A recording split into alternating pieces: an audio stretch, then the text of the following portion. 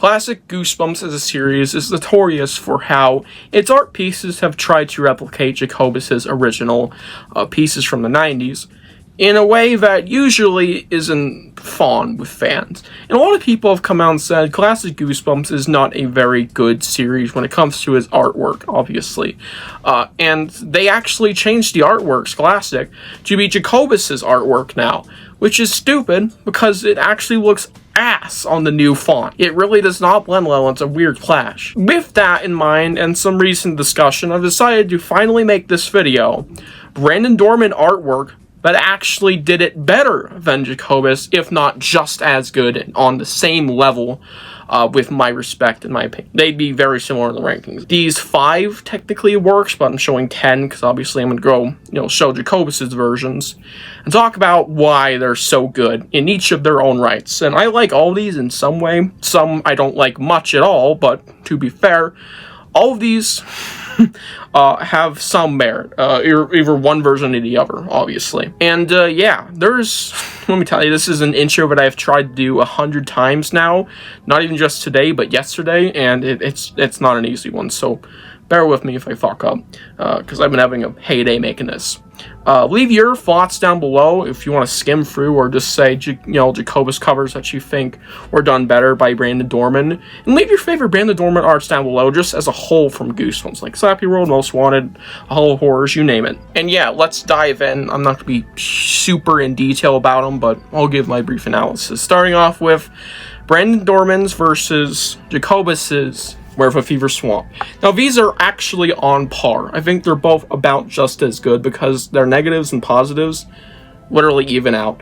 I think this one is the better looking werewolf. Even though it's a little rat-like, it's still definitely better than whatever the hell this is. Now, I don't hate it. It's just like, this is a little too dog looking. Werewolf is half human, half wolf. This is like 99% wolf. The only implications is the clothes, which is cool, but just doesn't look like a werewolf. This one looks a little more like a werewolf, but I don't like the background as much as I do here. So it really evens out, but they're both great in their own rights. Seriously, these are great art pieces, and I think just because this style might be not your favorite, you should give it a chance. It's genuinely really good stuff here. Jacobus and Dorman both cook in their own ways. As for another cover art that's really on par with the original version, Attack of the Jack-O-Lanterns. Now, this is a more popular take, but people love this rendition, and I'm no different. The really good-looking pumpkins and the unique idea of it kind of blending in. You can see it actually breaking through the fence with it splintering. Sorry for the light there, it's my window. It's just really cool in the background on this one with the green fog and the beautiful, beautiful trees. Very nice. And again, back to it. Awesome background here with this nice, almost sunset. It's definitely after dark. And then you have this awesome band of jack-o'-lanterns, which is not so accurate to the book, but no less really cool stuff, absolutely gorgeous.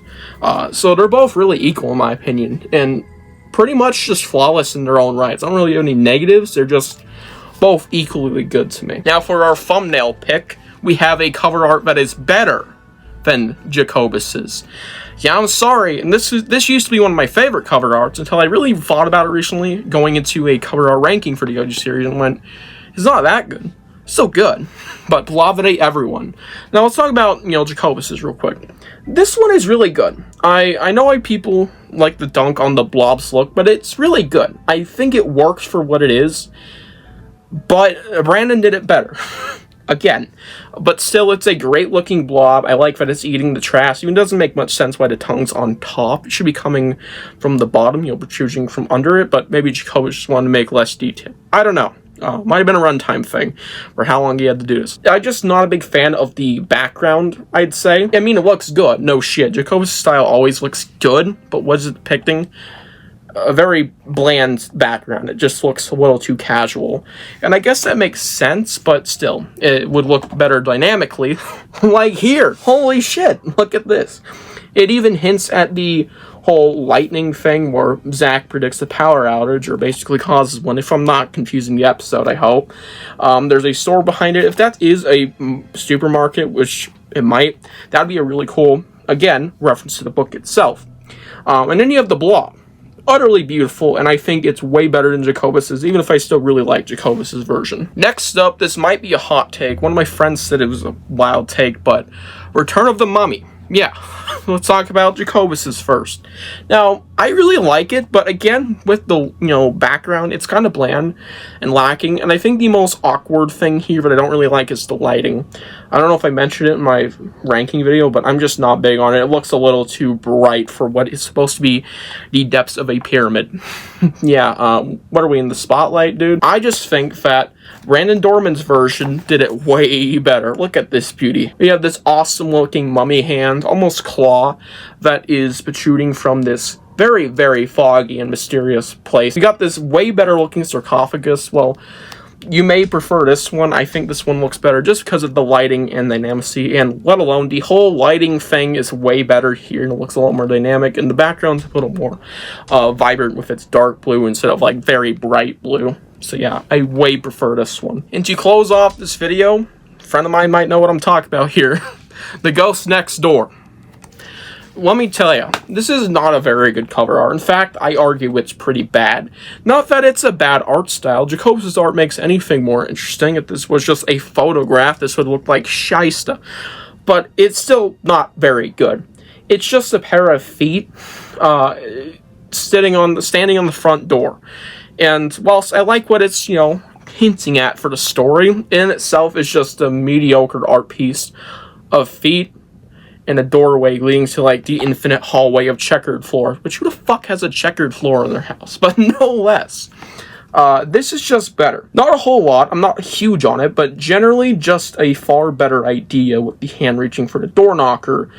It's just more interesting than a pair of feet that really doesn't mean anything aside from, hey, it's a spooky ghost. No, you got a spooky door knocker here, and the lighting, well, not better, is still really good. I think they're on par in that at least. But yeah, it's good. It's way better compared to it. It's a freaking masterpiece, but Jacobus's isn't horrible, but still bad. So Brandon did way better for that one. And yeah, those are my picks today. And there's more. Trust me, Scarecrow Walks is just as good as the original art piece. And there's more to bring up out there. But no less, hope you guys enjoyed this video. Tell me what you think down below and leave your own ideas and thoughts on what cover arts did it better than Jacobus from Dorman. I'll see you guys in the next one. Bye.